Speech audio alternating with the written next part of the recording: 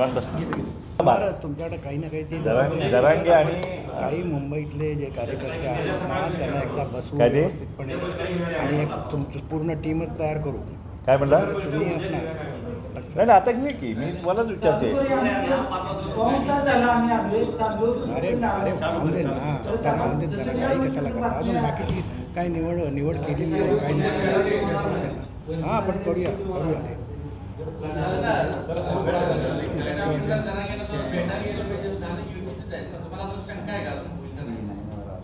काय म्हणले?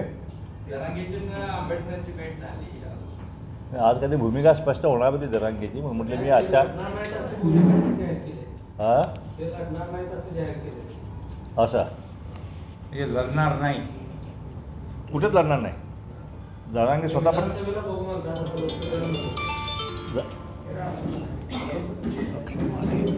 आपले उमेदवार आहेत.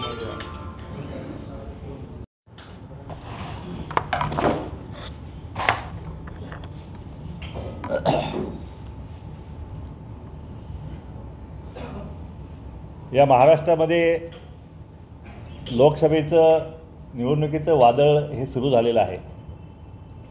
अनेक पक्ष रिंगणात आहेत. काही प्रमुख पक्ष आहेत, त्यांचे उमेदवार काही जाहीर झालेले आहेत, काही जाहीर व्हायचे आहेत. अनेकांच्यामध्ये अजून निवडणुकीच्या उमेदवारांवर वादही निर्माण झालेले आहेत. ह्या सगळ्या परिस्थितीमध्ये या राज्यामध्ये ओबीसी आणि भटके विमुक्त जे आहे यांचा पक्ष जो आहे या महाराष्ट्रामध्ये आजपर्यंत कोणी स्थापन केला नव्हता. मराठा आरक्षणाच्या जो काही वाद निर्माण झाला महाराष्ट्रामध्ये, म्हणजे ओबीसीच्या आरक्षणातूनच मराठ्यांना आरक्षण दिलं गेलं पाहिजे अशा प्रकारची मागणी होऊन त्या ठिकाणी मराठा समाजाने एक मोठं वादन जे आहे महाराष्ट्रामध्ये निर्माण केलं आणि यातून आमदारांची सुद्धा घरं जाळण्यात आली, आमदारांचे बंगले जाळण्यात आले, ओबीसीच्या कार्यकर्त्यांचे हॉटेल्स जाळण्यात आले, त्यांच्या गाड्या फोडण्यात आल्या, त्यांच्या घरावरती हल्ले करण्यात आले, काही प्रमुख पक्षांची कार्यालयंसुद्धा पेटवण्यात आली. म्हणजे इतकं वादग्रस्त विषय जो आहे तो या आंदोलनाच्या माध्यमातून झाल्यामुळं या महाराष्ट्रातला तमाम ओबीसी आणि भटकेमुक्त समाज जो आहे तो एक भयभीत झाला. कारण पोलिसांच्या समक्ष अशा प्रकारे हे जे आंदोलन जे आहे म्हणजे आमदारांची घरं पोलिसांच्या समोर पेटवल्यामुळं या राज्यामध्ये कायदा सुव्यवस्था शिल्लक राहणार आहे की नाही आणि गावगाड्यात राहणारा हा जो ओबीसी जो आहे भटकेमुक्त समाज आहे, पालावरचा आहे, भटका समाज आहे, जे गावामध्ये दोन पाच घरं घेऊन राहतात त्यांच्यामध्ये एक फार मोठं भीतीचं वातावरण जे आहे ते या महाराष्ट्रामध्ये निर्माण झालं. त्यातच काही ठिकाणी तर ओबीसींच्या दुकानांच्यावरती बहिष्कार टाकण्यात आला, त्यांना रोजगार नाकारण्यात आला. काही ठिकाणी तर ग्रामपंचायतला विरोधी मतदान केल्यामुळं प्रस्थापितांनी त्या ओबीसी कुटुंबाच्या घरात घुसून त्यांना मारहाणसुद्धा करण्याचा जो आहे या ठिकाणी या महाराष्ट्रामध्ये हे सगळं घडत असताना त्या ओबीसींना आणि भटक्या मुक्तांना या महाराष्ट्रामध्ये पूर्णपणे आधार देण्याचं काम जे आहे ते आमची पूर्ण टीम महाराष्ट्रातली, त्याच्यामध्ये मी असेन, आमचे टी.पी. मुंडे सर असतील, आमचे कोकणातले सगळे नेते मंडळी, त्यात आगरी कोळी समाज जसं दादा पाटील असतील, चंद्रकांत बावकर साहेब असतील, जयंती तांडे साहेब असतील, त्याचप्रमाणे भटक्या मुक्तांचे नेते आमचे लक्ष्मण गायकवाड जे असतील, भोसले जे असतील, ही सगळी मंडळी जी आहे, रामोई समाजाचे नेते, सगळी मंडळी आम्ही एकत्र केली आणि या महाराष्ट्रामध्ये तमाम ओबीसी जो आहे तो ओबीसी हा रस्त्यावरती जो आहे तो आम्ही उतरवला की आता आपल्याला रस्त्यावरती लढाई केल्याशिवाय आपल्याला गत्यंतर नाही. एकीकडे भुजबळ साहेबांच्यावरती अचानक हल्ले जे आहेत ते सुरू केले आणि त्याच्यावरती अक्षरशः खालच्या भाषेत होऊन त्याच्यावरती आणि एवढं हल्ले होऊनसुद्धा, एवढ्या खालच्या प्रकारे टीका होऊनसुद्धा भुजबळ साहेबांच्या पक्षातला एकही नेता हा त्यांच्या बाजूने बोलायला तयार नाही, कुणी आमदार त्यांच्या बाजूने बोलायला तयार नाही आहे. आणि अशा परिस्थितीमध्ये आम्ही सगळेजण मिळून त्या ठिकाणी भुजबळ साहेबांच्या त्या ठिकाणी बंगल्यावर जाऊन पेस घेऊन भुजबळ साहेबांना जर कुणी टार्गेट करणार असेल तर आम्ही महाराष्ट्रामध्ये आम्ही हे सहन करणार नाही आणि आम्हीसुद्धा जशा तसं उत्तर देऊ शकतो अशा प्रकारे आव्हान जे आहे ते आम्हीसुद्धा त्या ठिकाणी घेतलं. आणि भुजबळ साहेबांना आम्ही बाहेर येण्याची विनंती केली आणि महाराष्ट्रामध्ये जे आहे ओबीसीचे बाहेरगाव मेळावे जे या महाराष्ट्राने पाहिले लाखाचे 2-2 लाखाचे मेळावे जे आहेत त्या ठिकाणी निर्माण झाले आणि ह्या सगळ्या मेळाव्यांच्यामधून एकच मागणी समोर आली की ज्या सत्तेच्या माध्यमातून ओबीसीच्या आरक्षणाचे अक्षरशः त्याच्यावरती डाका घालण्यात आला दिवसा ढवळ्या म्हणजे जे कुणबी नाहीत त्यांनासुद्धा कुणबी डिक्लेअर करून त्यांना कुणबी दाखले देऊन ओबीसीमध्ये घुसवण्याचा जो प्रकार जो सुरू झाला तो मात्र जो आहे तो त्याची निंदा करावी तितकी थोडीच आहे. गरीब 450 समाजातल्या गरीब समाजांचं आरक्षण जे आहे ते त्या ठिकाणी दिवसा ढवळ्या लुटण्याचा प्रकार महाराष्ट्रात सुरू झाला. एकीकडे मराठा आंदोलनकाने त्यातल्या जरांगे पाटलांनी मागणी केली की बेरात्री त्या ठिकाणी सरकार GR काढायचं आणि जी मागेल ती मागणी ते मान्य करायची. सगळे सोयऱ्यांचा GR जो आहे सगळे सोयऱ्यांचा GR तर त्या ठिकाणी वाशीमध्ये त्या ठिकाणी सरकारचे मुख्यमंत्री असतील सगळे नेते मंडळी जाऊन मंत्रिमंडळी जाऊन त्या ठिकाणी त्यांची मागणी जी आहे ती मागणीसुद्धा मान्य करण्यात आली. आम्ही त्याच्यावरती जवळजवळ 10 लाख त्या ठिकाणी आम्ही हरकती घेतल्या महाराष्ट्रातून आणि तरीसुद्धा त्यांची जी काय मागणी जी सत्तेच्या माध्यमातून मान्य करण्याचा जो लांछनास्पद प्रकार जो आहे तो या महाराष्ट्रामध्ये झाला आणि त्याच्यामुळं ह्या ओबीसी आरक्षण जे आहे ते पूर्णपणे उद्ध्वस्त त्या ठिकाणी होण्याच्या मार्गावर आलं. एकीकडे महाराष्ट्र सरकारने कायदा केला किंवा मराठा समाजाला 10% वेगळं आरक्षण देण्यात आलं परंतु ते सुद्धा जे आहे त्याला आम्ही पाठिंबा दिला. आम्ही सरकारचं स्वागत केलं कारण मूळ म्हणजे मराठा आरक्षणाला ओबीसी असेल भटक्यामुक्त असेल कुणीही विरोध केला नाही. आमचं म्हणणं एवढंच होतं की या गरीब समाजाचं आरक्षण जे आहे त्याला तुम्ही वाटेकरी होऊ नका ते तुम्ही हिसकावून घेऊ नका आणि त्यामुळं आमच्या मुलाबाळांचं भविष्य उद्ध्वस्त होणार आहे. तुम्ही सत्ताधीश आहात तुमची सत्ता महाराष्ट्रात आहे तुमची सत्ता दिल्लीमध्ये आहे तुम्ही तुमचं आरक्षण जे आहे ते एक तर सध्या जो EWC आरक्षण जे आहे ते घटनात्मक आरक्षण मराठा समाजाला आहे ते वाढवून घ्या. तर ते वेगळा प्रवर्ग करून तुम्ही ते वेगळा प्रवर्ग करून आणखीन वाढवून घ्या 10% घ्या 20% घ्या त्याला आमचं काही म्हणणं नाही परंतु तुम्ही फक्त ओबीसीचं आरक्षण मागू नका एवढंच आम्ही काय सांगितलं. मराठा आरक्षणाला कुठल्याही ओबीसी नेत्याने भुजबळनी नाही मी नाही कुणीच विरोध केला नाही पण तरीसुद्धा जे वेगळं आरक्षण दिलं गेलं ते आरक्षणसुद्धा नाकारण्यात या महाराष्ट्रामध्ये आलं आणि पुन्हासुद्धा हे ओबीसीतलंच आरक्षण आम्हाला पाहिजे सगळ्या सोयऱ्यांचंच आम्हाला जे हे पाहिजे. आता तर मागच्या काही दिवसात जरांगेने एखाद्या विधानसभा असेल किंवा लोकसभा असेल तिथल्या आमदाराला पाठिंबा द्यायचा असेल तर त्याच्याकडून बॉन्ड लिहून घेतला पाहिजे म्हणून त्यांनी सांगितलं की बॉन्ड असा द्यायचा आहे की मराठा समाजाला ओबीसीतलंच आरक्षण देण्यात येईल आणि सगळे सोयऱ्याचा GR जो आहे तो GR काढण्यासाठी जो कोणी खासदार असेल निवडून येईल जो कोणी आमदार असेल तो त्या ठिकाणी पाठिंबा देईल आणि तो या विधानसभेमध्ये किंवा पार्लमेंटमध्ये तो आवाज उठवेल ते बिल पास करेल अशा प्रकारचा बॉन्ड जो आहे तो बॉन्डसुद्धा मागण्याचा जो आहे या ठिकाणी विषय या ठिकाणी घेण्यात आला. ह्या सगळ्या पार्श्वभूमीवर आमच्या एकीकडं लाखांचे एल्गार मेळावे होत होते आणि दुसरीकडे ह्या ओबीसीच्या आरक्षणाची लक्तरे विश्वर टाकली जात होती. त्या माध्यमातून एक प्रमुख मागणी समोर आली की कुठल्याही परिस्थितीत आता ज्या सत्तेच्या माध्यमातून हे आरक्षण आमचं लुटलं गेलेलं आहे ती सत्ता जी आहे ती सत्ता आता आपल्याला हस्तगत केल्याशिवाय आता या महाराष्ट्रामध्ये ओबीसी आणि भटक्यामुक्तांना जे आहे त्या ठिकाणी मानासन्मानानं जगता येणार नाही आणि त्यातूनच नवीन पक्ष स्वतंत्र पक्ष ओबीसी आणि भटक्यामुक्तांचा काढला गेला पाहिजे अशा प्रकारची मागणी प्रत्येक मेळाव्यामध्ये या ठिकाणी झाली आणि त्यातूनच त्या ठिकाणी भुजबळ साहेबांना पाडण्याची भाषा झाली की भुजबळ साहेबांना आम्ही पाडू जे ओबीसीचे कोण आमदार आहे त्यांना आम्ही पाडू कारण मराठा समाजाचं मतदान जे आहे ते मतदान कुठे 1 लाख आहे कुठे 1.25 लाख आहे कुठे 1.5 लाख आहे म्हणजे अशा प्रकारचं आव्हानात्मक भाषा जो आहे पॉलिटिकल जे राजकीय ही जे आव्हान जे आहे ते सुद्धा देण्यात आलं आणि त्यावेळी आम्ही मात्र सांगितलं की जर अशी भाषा जर कोणी महाराष्ट्रात करत असेल भुजबळ साहेबांना पाडण्याची तर आम्हीसुद्धा तुमचे आमदार पाडू शकतो. ही भूमिका जी आहे ही भूमिका आम्ही केली आणि त्यातूनच नवीन पक्ष निर्माण केले प्रत्येक समाजवाई सगळे नेते निर्माण केले आणि हे कधीही एकत्र या प्रस्थापितांनी येऊ दिले नाहीत. परंतु आता ह्या ओबीसी आरक्षणाच्या माध्यमातून ही मोठ मात्र आता आम्ही बांधलेली आहे आणि या महाराष्ट्रामध्ये ओबीसीचा स्वतंत्र पक्ष भटक्यामुक्तांचा स्वतंत्र पक्ष आम्ही या ठिकाणी काढलेला आहे आणि त्याच माध्यमातून गावगाड्यातला हा जो समाज आहे ह्याच्यासोबत जर मागासवर्गीय बॅकवर्ड जो शेड्यूल कास्ट आहे, जो शेड्यूल ट्राईब आहे, हा जर सोबत आला तर एक मोठी राजकीय क्रांती या महाराष्ट्रात होऊ शकेल. त्या भावनेतून आम्ही त्या ठिकाणी प्रकाश आंबेडकर वंचित पक्षाचे नेते, वंचित बहुजन आघाडी नेते, तेही आमच्या व्यासपीठावर आले आणि त्या ठिकाणी आम्ही एकत्रितपणे जवळपास 4-5 मेळावे लाखांचे आम्ही एकत्रित घेतले आणि त्या मेळाव्यामधून एक भूमिका स्पष्ट केली. आंबेडकर साहेबांनी केली, आम्ही केली, की कुठल्याही परिस्थितीत मराठा समाजाचं आरक्षण हे वेगळं ताट आहे, त्यांनी ते वेगळं घ्यावं आणि ओबीसी समाजाचं जे ताट आहे ते वेगळं आरक्षण आहे आणि ते आणि त्याच्यामध्ये कुणीही एकमेकाच्या आरक्षणामध्ये जाऊ नये आणि त्याचप्रमाणे आरक्षणवाद्यालाच मतदान केलं गेलं पाहिजे, अशा प्रकारची भूमिकासुद्धा जी आहे ती आम्ही या ठिकाणी घेतली.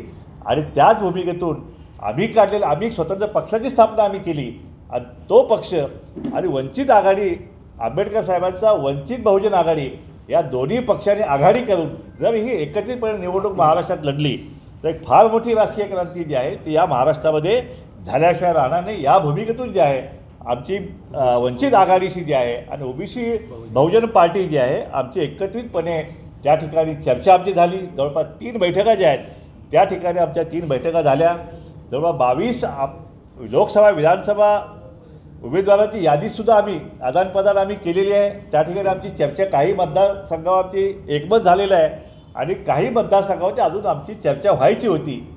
आणि त्याच्यानंतर मात्र आत्ता गेल्या 2-3 दिवसापूर्वी जरांगे पाटील आणि वंचित बहुजन आघाडीचे नेते प्रकाश आंबेडकर यांची काय त्या बैठक झाली आणि त्या माध्यमातून जरांगेंशी युती करण्याविषयीचा काहीतरी चर्चा जी आहे ती चर्चा सुरू झाली.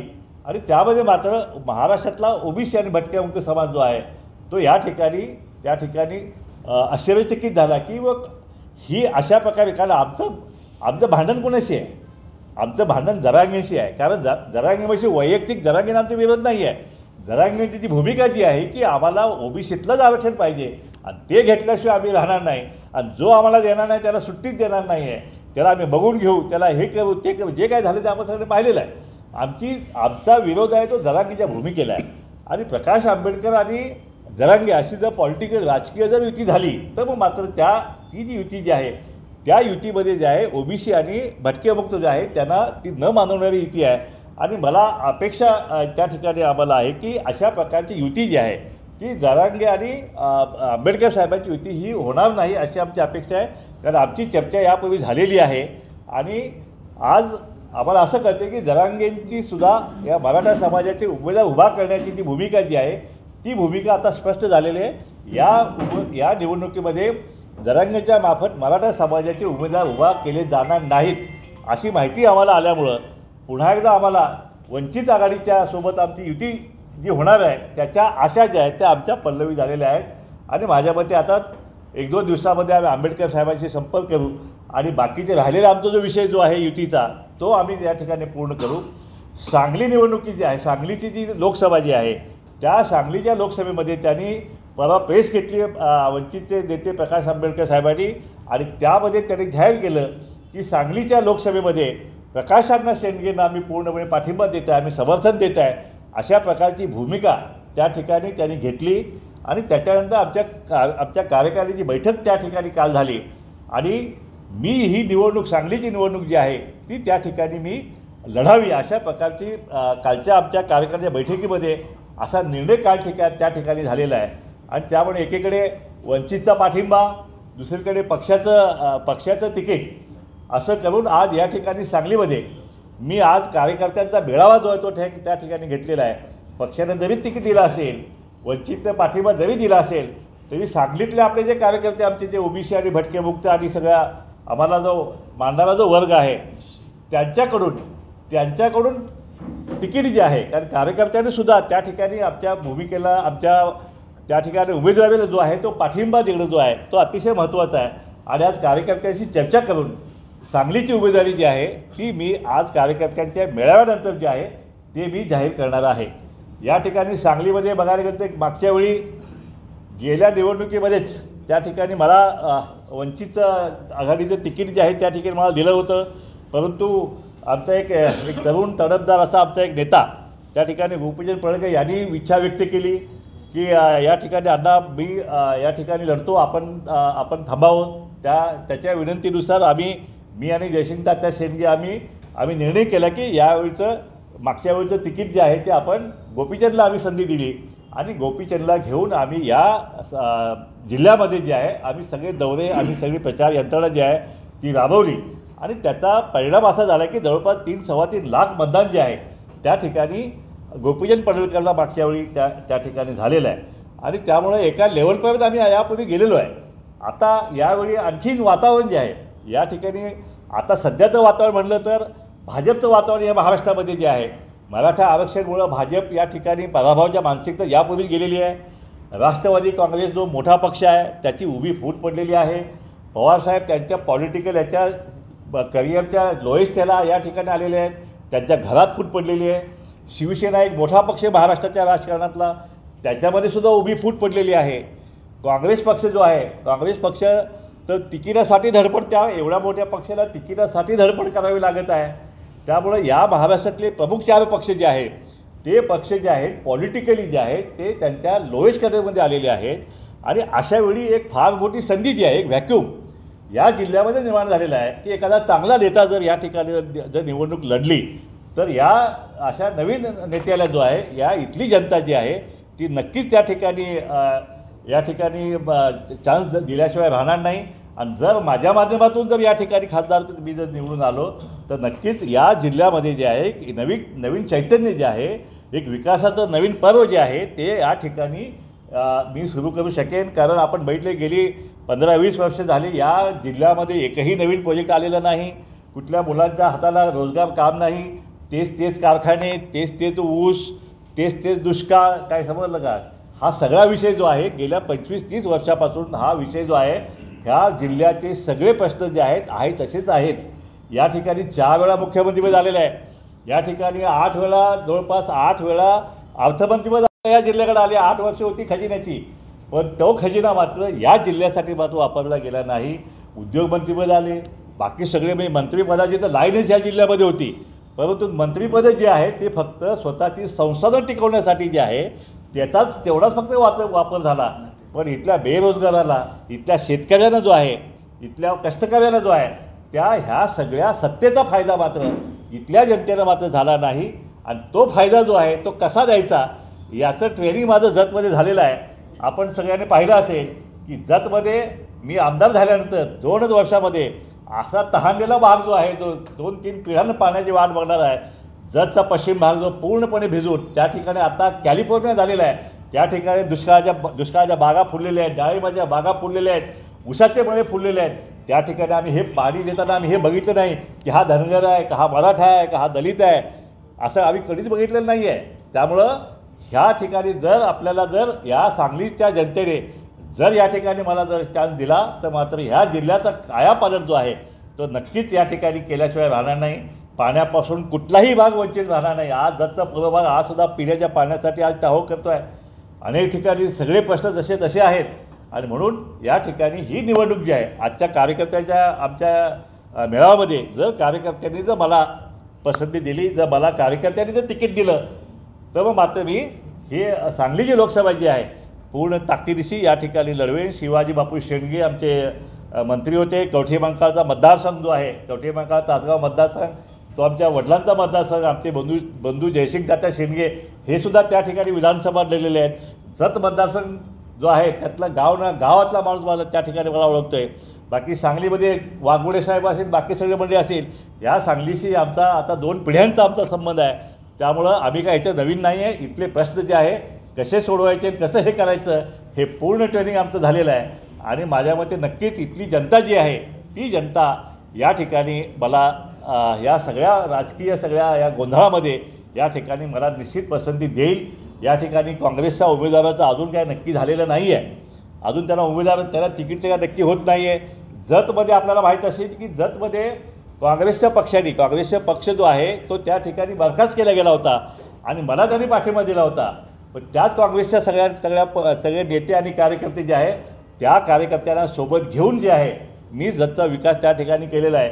या ठिकाणी या लोकसभेमध्ये जर काँग्रेसचे जे नेते असतील काँग्रेसचे जे कार्यकर्ते जे आहे त्यांना जर तिकीट मिळत नसेल तर त्यांना मी आव्हान करत आहे की त्यांना विनंती करत आहे की आपण आपली जी काय कार्यकर्ते आपली जे आहेत ते आपण मला त्या ठिकाणी जाहीर पाठिंबा द्यावा, जेणेकरून या ठिकाणी काँग्रेसचे कार्यकर्ते असतील, काँग्रेसचे नेते असतील, त्यांचा मान सन्मान राखून या जिल्ह्याच्या विकासामध्ये त्यांनी माझ्यासोबत यावं, अशा प्रकारचं आव्हानसुद्धा जे आहे मी काँग्रेसचे सगळे नेते आणि पुढारी जे आहेत जिल्ह्याचे त्यांना मी करत आहे. धन्यवाद. आपला काय विचार असेल विचारा. त्याला झेलम एक्सप्रेस म्हणायची ज्यावेळी काँग्रेस बरखास्त करून तुमच्याबरोबर काँग्रेस आहे, आता तसं इथलं ती काँग्रेस जिल्ह्याची बरखास्त करून माझ्याबरोबर या असं तुमचं म्हणणं. मी असं बरखास्त करून असं म्हणलेलं नाही. त्यांना जर तिकीट नसेल आणि कार्यकर्त्यांच्या भावना फार उद्विग्न आहेत या जिल्ह्यामध्ये, कारण काँग्रेसचा म्हणजे वसंतदादा पाटील 4 वेळा मुख्यमंत्री या ठिकाणी राहिलेला आहे. अनेक पदं जी आहेत या महाराष्ट्राला मार्गदर्शन करण्याचं काम जे आहे, महाराष्ट्राला नेते पुरवण्याचं काम जे आहे ते या जिल्ह्यामध्ये काँग्रेसच्या माध्यमातून झालेलं आहे. पण त्याच काँग्रेसला आता तिकिटासाठी त्या ठिकाणी धडपड करावं लागत आहे. मागच्या वेळीसुद्धा विशाल पाटीलला दुसऱ्या पक्षाच्या तिकिटावर त्यांना तिकीट लढवायची पाळी आली. अशा प्रकारे वसंतदादा पाटीलच्या घरावरती अशा प्रकारची पाळी येणं हे आम्हालासुद्धा जे आहे ते आम्हालासुद्धा चांगलं वाटत नाही. तो सगळा इतिहास सगळ्याला तुम्हाला आम्हाला इथले स्थानिक असल्यामुळे आपल्याला माहिती आहे. पण तुमच्याबरोबर त्यांना पक्ष सोडायला पाहिजे, हे मागं घडलेलं आहे. आता काय करावं? आता ते घडवतील सुद्धा. आतासुद्धा त्यांना जर इच्छा असेल की ह्या काँग्रेस याच्यामध्ये टिकवायची असेल, जसं जतमध्ये काँग्रेस बी टिकवलेली आहे, जर ह्या जिल्ह्यामध्ये जर काँग्रेस आणि हे जर टिकवायचं असेल या ठिकाणी त्यांची परंपरा, त्यांची विकासाची धारणा, धोरण हे टिकवायचं असेल तर माझ्यासोबत आता नक्कीच आम्ही मिळून टिकवू ना ते.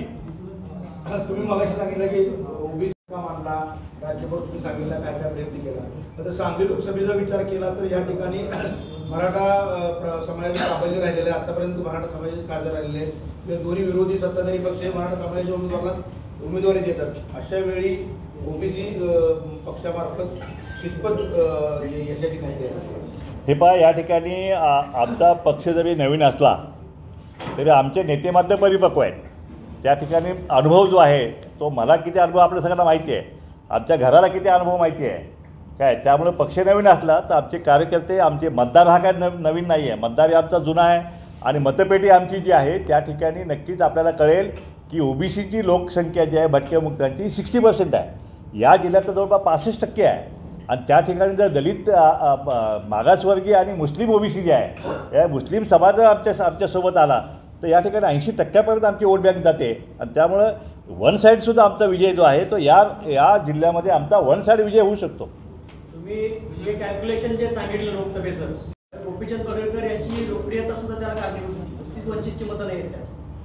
तर तुम्हाला काय अपेक्षा आहे गोपीचंद पडळकरांची जी मागच्या वेळची जी वंचितची मतं आहे तेवढीच मतं ही तुमच्यामध्ये राहू शकतील का? कारण त्यामध्ये मराठा समाज सुद्धा आहे.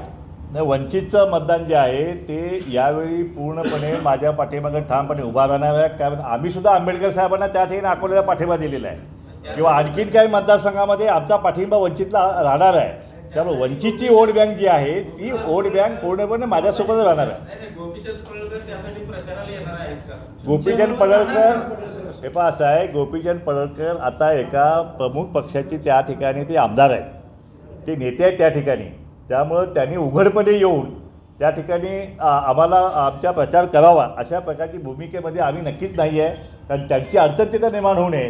कारण त्या पक्षाचं समजा उद्या त्या ठिकाणी सरकार आलं तर त्या ठिकाणी ते मंत्री होऊ शकतील. आणि म्हणून त्या ठिकाणी त्यांचं नेतेपद, त्यांचं आमदारपद जे आहे ते टिकलं गेलं पाहिजे या भूमिकेत आम्ही आहोत.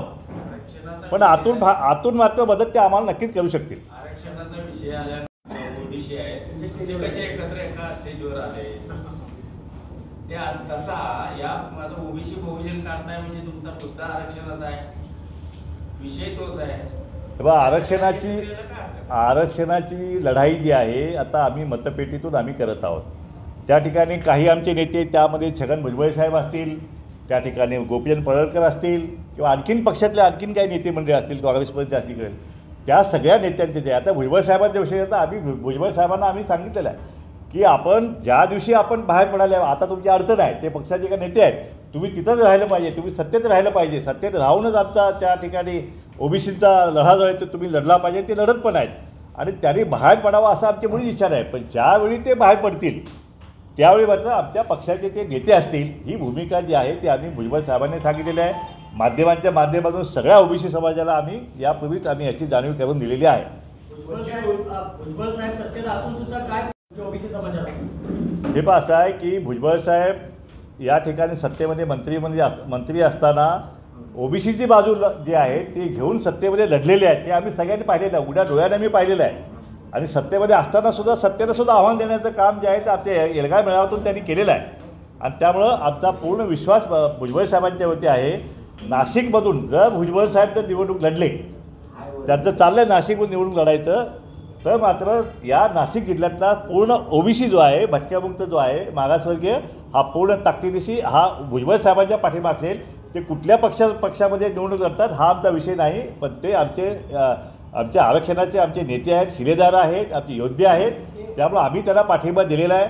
आज आम्ही कोल्हापूरला गेलो होतो, त्या ठिकाणी कोल्हापूरमध्ये सुद्धा आज आम्ही जाऊन छत्रपती शाहू महाराज जो आहे त्यांना आम्ही पाठिंबा दिलेला आहे. कारण या ओबीसीना जे या राज्यामध्ये जे आरक्षण मिळालं पहिल्यांदा, आमच्या आरक्षणाचे जनक छत्रपती शाहू महाराज आहेत. 26 जुलै 1902 साली आम्हाला पहिल्यांदा 50% आरक्षण ओबीसीनं त्यांनी दिलेलं आहे. आणि त्यांचे वारसदार आज या ठिकाणी त्यांचे विचाराचे वारसदार, त्यांचे गादीचे वारसदार आहेत, त्यांचे रक्ताचे वारसदार आहेत, ते आज या ठिकाणी निवडणुकीत उभा आहेत. त्यामुळं आम्ही ओबीसी म्हणून, आम्ही त्यांचे मावळे म्हणून आम्हाला त्यांच्या पाठीमागे ठामपणे उभा राहणं हे आमचं कर्तव्य आहे. आणि त्याचवेळी आम्ही त्यांना विनंती केलेली आहे शाहू महाराजांना की आपण सुद्धा या ठिकाणी ओबीसीचं आरक्षण जे आहे आज धोक्यात आलेलं आहे. आज सुद्धा दिवसाढवळ्या कुणब्यांचे दाखले घेऊन त्याचं लचके तोडायचा कार्यक्रम सुरू आहे. आणि कुठल्याही परिस्थितीत हे आरक्षण आम्हाला दिलेलं आहे, आपल्या पूर्वजांनी आम्हाला आरक्षण दिलेलं आहे. त्यामुळे आपलंही कर्तव्य आहे की आमच्या आरक्षणाचं संरक्षण करणं हे शाहू महाराज, छत्रपती शाहू महाराजसुद्धा कर्तव्य आहे. आणि त्यामुळं आमची अपेक्षा आहे की आमच्या आरक्षणाचं संरक्षण करण्यासाठी ते सुद्धा त्यांची खासदारकी जे आहे ते पणाला लावतील अशी आमची अपेक्षा आहे. वंचित बहुजन आघाडीचे नेते प्रकाश आंबेडकर पत्र लिहिलेलं आहे की 6-7 ठिकाणी काँग्रेसच्या उमेदवारांना ते पाठिंबा देणार आहेत, त्याबद्दल वंचितच्या पण उमेदवारांना पाठिंबा देणार आहेत. अगदी सांगलीचा विचार केला तर सांगलीचा अजून निर्णय झालेला नाही की काँग्रेस लढणार आहे का न लढणार आहे. मग अशा वेळी जर वंचितनं काँग्रेसच्या ठिकाणी उमेदवार उभं करायचं नाही ठरवलं तर मग तुमची भूमिका काय असणार? तुम्ही वंचितच्या पाठिंब्यावर तुम्ही लढवता? हा प्रश्न संपलेला आहे. वंचितचे नेते प्रकाश आंबेडकर यांनी जाहीरपणे प्रेस कॉन्फरन्स घेऊन त्यांनी या ठिकाणी सांगलीमध्ये प्रकाशांना, शेंडगेंना उमेदवारीला पाठिंबा दिलेला आहे. त्यामुळे तो विषय आता संपलेला आहे. आणि आज काँग्रेसच्या उमेदवाराचा विषयच नाही, कारण शिवसेनेनं त्याचा एक पैलवान उभा केलेला आहे, डबल केसरी. त्यामुळे काँग्रेसचा विषय आता सांगलीमध्ये आता येऊ शकत नाही.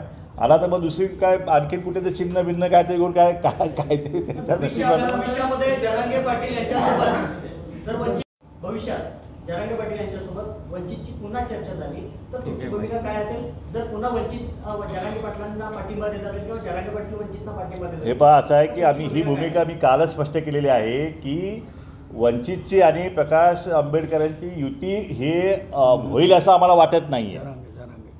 वंचितची आणि जरांगेंची युती जी आहे ती होईल असं आम्हाला वाटत नाही. पण आम्ही आमच्या भूमिकेवर ठाम आहोत की कुठल्याही परिस्थितीत ओबीसीचे आरक्षण जे आहे त्याला धक्का आम्ही लावू देणार नाही. आणि त्याच्या विरोधात जर काय भूमिका आली तर त्याला नक्कीच आमचा विरोध असेल. आणि अशा प्रकारच्या युतीमध्ये म्हणजे आंबेडकर साहेब जाणार नाही का? आंबेडकर साहेबांनी ऑलरेडी भूमिका घेतलेली आहे की आरक्षणवाद्यांनी आरक्षणवाद मतदान करायचं. त्याचप्रमाणे या ठिकाणी मराठा समाजाचं आरक्षण ताट वेगळं आणि ओबीसीचं आरक्षण ताट वेगळं आहे. त्यामुळे ही भूमिका आंबेडकर साहेबांनी यापूर्वीच घेतलेली आहे. त्यामुळे त्यांच्या भूमिकेपासून ते दूर जातील आणि ओबीसीच्या विरोधात काय भूमिका घेतील अशी सुतराम शक्यता नाही. मी आत्ता मगाशी सांगितले की सांगलीचा विकास जो आहे हा सर्वप्रथम सांगलीचा विकास राहणार आहे. कारण आरक्षणाची लढाई जी आहे ती सामाजिक न्यायाची लढाई ती आमची सुरू होते, अनेक वर्ष लढाई सुरू असते. फक्त एवढंच की आमचा खासदार तिथे गेला तर ओबीसी आरक्षणाचा मुद्दा जो आहे तो पार्लमेंटमध्ये जो आहे तो ठामपणे आम्ही मांडल्याशिवाय राहणार नाही. बरोबर आहे. तुम्ही आता आमदार होता, आमदार त्यानंतर मध्ये हा गॅप पडला.